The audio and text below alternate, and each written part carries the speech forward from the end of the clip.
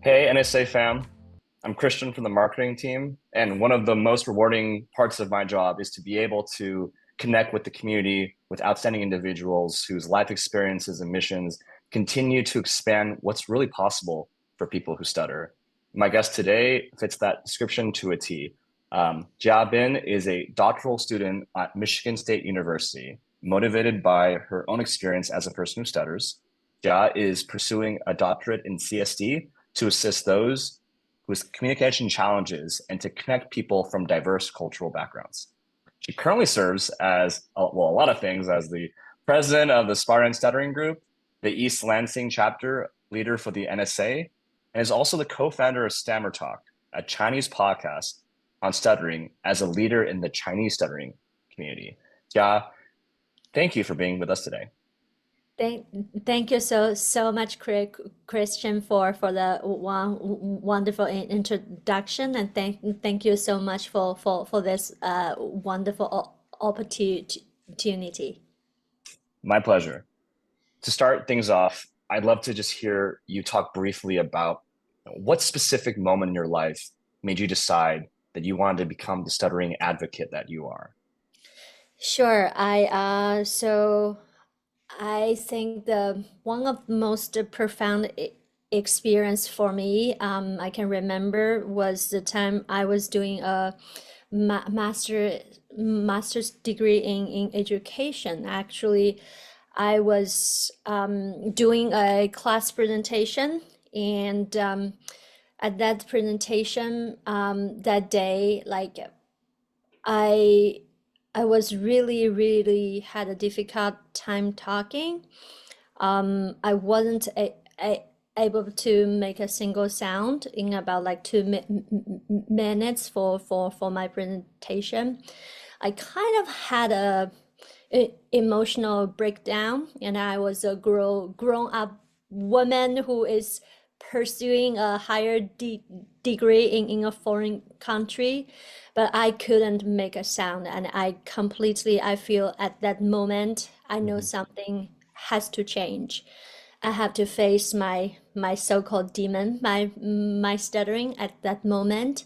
I feel that was the moment that I know that I need to claim the identity I have been denied. I would say that was the moment I know that, stuttering is something I need to look it in the eye, and I know that's a moment that I am on this team called the people who stutter. That was the moment I hit rock bottom in a way, and that's a moment I know that I want to, because I don't have a voice. I want to become the voice of the people who do not have a voice. That's really beautiful, and I appreciate you uh, being very vulnerable when it comes to like these moments of, I would say, like struggle and trauma. Oftentimes, really kind of initiate our advocacy, and I think for you, you know, it's very rare to find people who like take advocacy to the level that you have, and a lot of what drives advocacy is sort of our identity. And so, I'd love to ask you, like, are there specific aspects of your identity that you feel like has sort of defined or even sort of complicated your identity as a person who stutters? I think the idea that we all have a lot of multitudes is a very present concept for the community. So I'd love to hear more about how the myriad of different backgrounds you have kind of influences that. Yeah, I would say like before I came to United States, I feel like my identity being a Chinese woman, and I don't think it speaks very loud to me that I was a Chinese woman until I came to America. I feel like when I came to America, being a Chinese woman and plus being a person who stutters, like it was the first time I feel like wow, I held so many in a way like a marginalized identity, being Chinese, being a woman, being a person who stutter, and especially in my field, there are not many people like in communicative sciences and disorders. There are not many people who are Chinese or not. I have not met a second woman, Chinese woman who stutters in my field. I think that was the time I just feel like, wow, I have so many, in a way, like marginalized identity. When I was younger, I definitely feel like being a person who who stutter, I was not able to claim that identity because of the social stigma, of the social because of the discrimination I faced growing up in China. But I definitely feel like come to America and like my differences is so obvious. I'm the only Chinese woman who is studying in the program, and I'm the only Chinese in the entire program, and I definitely feel like that makes me rethink about all those like intersectionality we talk about. Definitely, it took me a very long time to claim those identities and feel comfortable to be who I am. So yeah, I'm not sure did I even answer your question. So It did. It actually you use that one probably the most like contemporary phrases that we hear a lot often in these discussions, which is exactly intersectionality. And I think, what you had kind of discussed was how even intersectionality is a journey for some people. The idea that, I myself am also Chinese, and part of the experience of being from an immigrant family is the role of communication. And I think a lot of times when we have these conversations, what's often sort of discounted is the fact that some communities don't have the same levels of, I would say, like safeguards when it comes to empathy, and particularly creating environments where, neurodivergency and different forms of communication could be readily accepted. And so I think it's really a testament to your enduring spirit as well as your understanding of self as you've kind of progressed both like in your professional academic career to just to speak to intersectionality to the way that you have. That wasn't a question. It was more me just giving you some affirmation because it shows that you've obviously like had a lot of resiliency in your path. thank you. Yeah. You've speaking of which, you've been featured as a panelist, as a speaker, as a at conferences for advocacy for the stuttering community. What have you personally learned from your own advocacy as you've continued to kind of expand your work? Yeah, I am really lucky enough to be offered this opportunity, like to be on the stuttering panels for a lot of like graduate classes, and then to be on the panel for some stuttering conferences or for some academic conferences. I definitely feel like to me, that's definitely serves that advocacy work, because me, I think my presence on that on those panels itself, it speaks. It's like, oh, she's Chinese, she's a woman, and she stutters, and I definitely feel like those type of experiences are very powerful to me and to my audience, because I feel like stuttering is such a universal human experience. It exists in all cultures and in all races. So I definitely feel that when I am on a panel and to share my experiences with people who are from different cultural background, but I feel like there's something underneath that's very profound, like how a this is more like stuttering is more like a human experiences, but at the same time, like how a Chinese person grew up in China, and how the Chinese person who stutters, they have to survive in that environment. And sometimes you compare this with American who stutters, they have to like in a way like grew up in this Western culture. So I feel like this experience itself to me, it's very humbling because I feel like, oh, it's not just me who is going through this. This is a universal human experience, but at the same time, it offers me so much different perspectives. And sometimes I do think like for people who are from the Chinese culture or the Asian culture, you definitely see like a little bit more struggle in a way because of like we feel less comfortable being Hmm. different. That conformity, that type of culture, I feel like it's different. Yeah. Hmm. Yeah. Well, I mean, that's a really beautiful response. I think just like that idea of othering, which I think is present within a lot of like diverse communities. And, that also, I think that also specific lens of being Chinese American, when the idea of like conformity and sort of falling in line, these kind of conceits just are so present.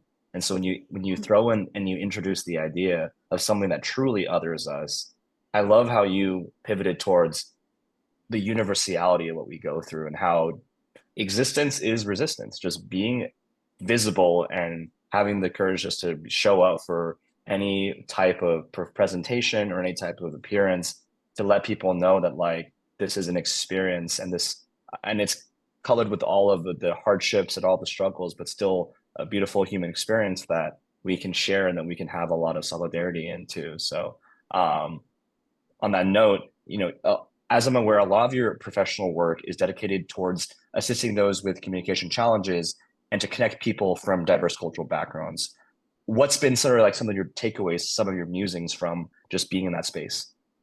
So I definitely feel like, the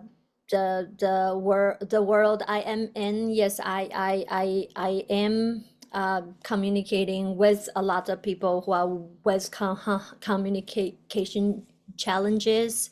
So I during my internship during my master's in SD, like I get this opportunity to work with people with communication differences. I would prefer to call them differences rather than the disorders. I just feel like my main takeaway from my exposure to this is, like I said, it's a human experience. I do feel like before, when I view my own stuttering as a weakness and I see those people who have like communication challenges, I view them as a weakness as well. But the more like I am more educated myself, when I claimed my power more back, and when I work with the people who are with communication challenges, to me, like it's more like I have so much compassion for the people who are going through that, and not necessarily I feel bad for them, but it's more like I see that resilience, like you mentioned before. Like I see how a human was faced, like was in a situation they have to face all these challenges, and what people do to use the resources to cope with that.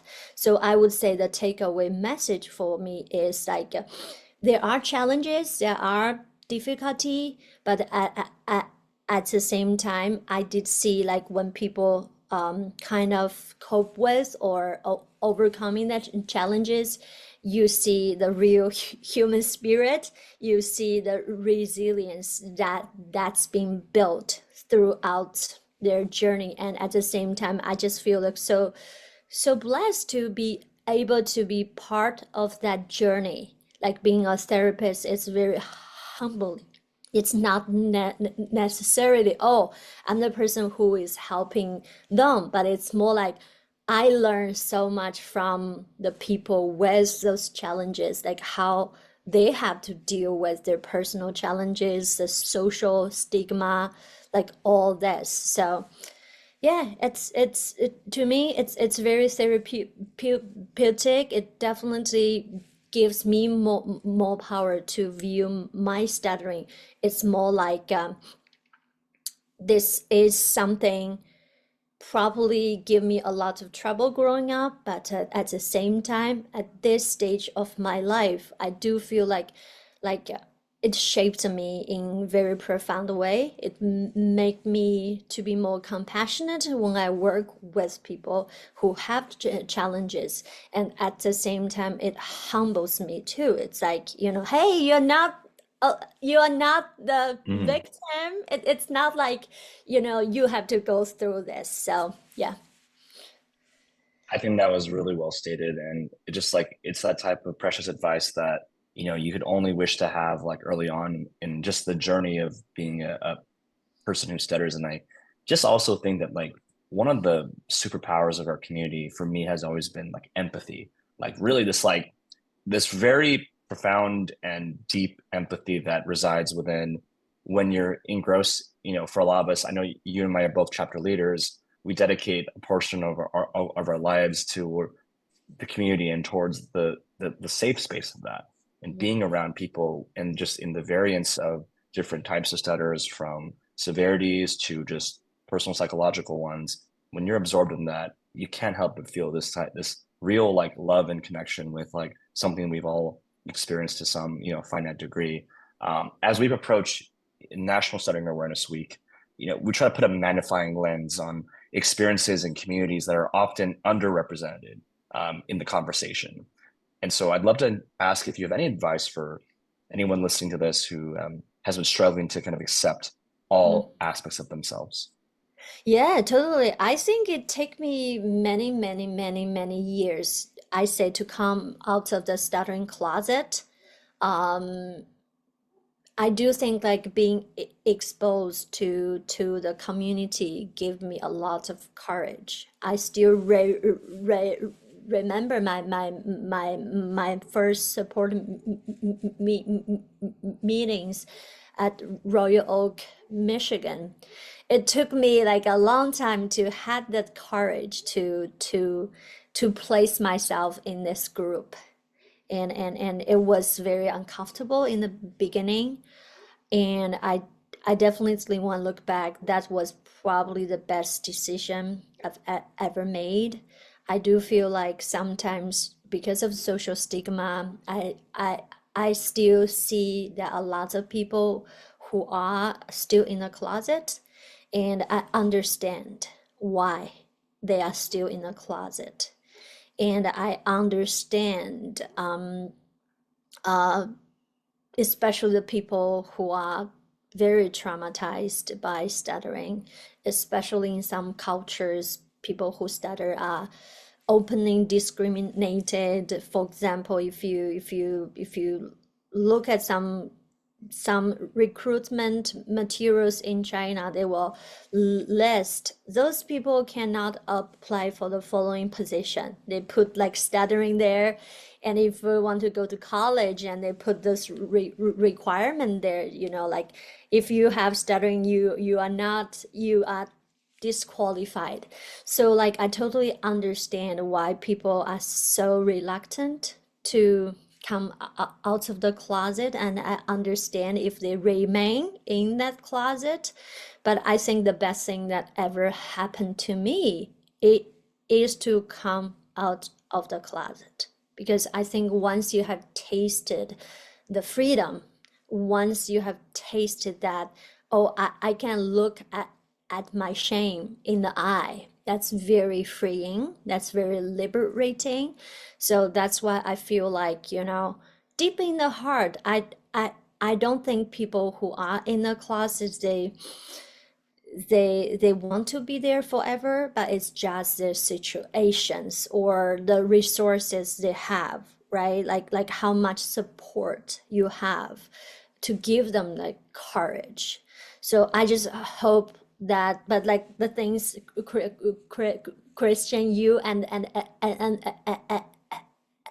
essay have been doing, I think there's like this incredible work that's this this wonderful organization, the world's biggest stuttering organization, definitely encourage people like me, who was deep closeted, but then like we get connected to the community, and then we found enough courage to come out of the closet. And once you live under the sun, you don't want to go back to the darkness. So that's my answer. It's like I understand people who are reluctant to claim the identity, but at the same time, personally, I never look back.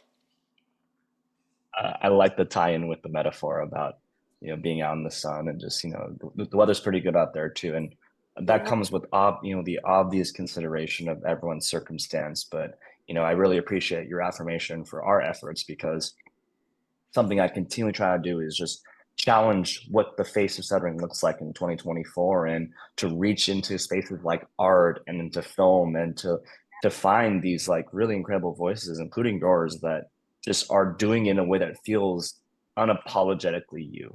And I think that type of, direction and self-direction is going to be so critical towards just not being just a person who stutters, but like a person in this world who, wants to aim high. And so I think, for the people that listen to these conversations and to this material, just the idea of like tapping into something, because there are people who want to support and want to give, expeditiously. My final question is just more of a fun one, but it's like, what makes you excited about the future for the starting community?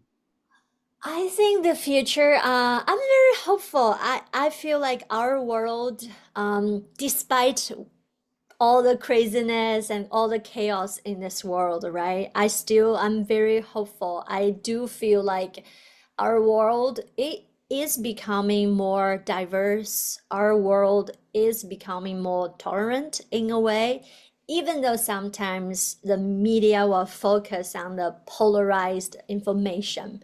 But I would say the trend is unstoppable. I feel like especially when I see this new generation, whenever I see the stuttering kids, and hear they say, this is how I talk. I'm so proud of our future generations. I'm so proud of the young people, the kids. They they are more open, and I do feel like I'm very hopeful that we are going to create a more loving, compassionate, at the same time more resilient world. Yeah, I'm very hopeful. I feel a lot of connection to that statement. The level of self-expression from the younger generation that have, many ways use like online tools as a way to connect. I never thought I'd see the term stuttering influencer or stuttering content creator, but it seems that No, every other day yeah. there are people finding, ways to just express themselves so proudly in a time where, like you said, there's a lot of doom and gloom and negativity, but I think it's also a place of a lot of opportunity as well. So Yeah. it's good saying it. Yeah. Yeah, yeah, definitely feel like Christian, you mentioned, right? This message is not just for the stuttering community. I think like any group that was being marginalized, or that is being marginalized, or like any human you feel like there's part of you you want to hide. I definitely feel like by seeing this message, you see that, our vulnerability is actually our biggest power. Like by sharing that part that you tend to hide, you liberate yourself from that curse.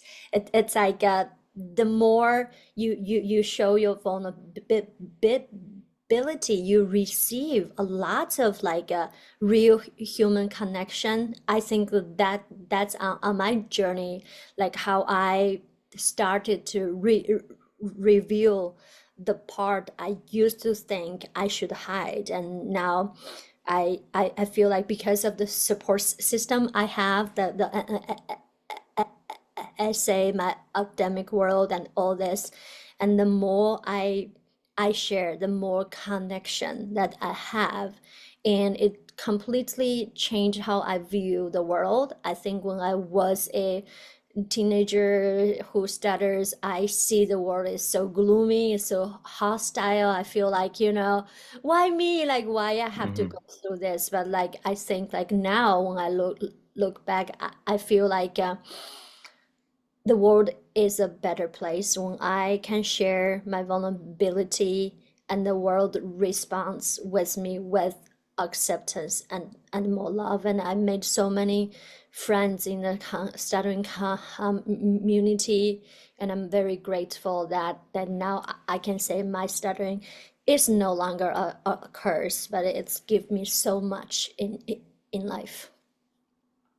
The world has definitely responded to you and has given you a lot of affirmation. And I think it just shows that, what you put in is what you put out. And so in that sense, I hope that you continue to feel that level of like, exposure and connection, deep connection with the community because you've done a tremendous amount.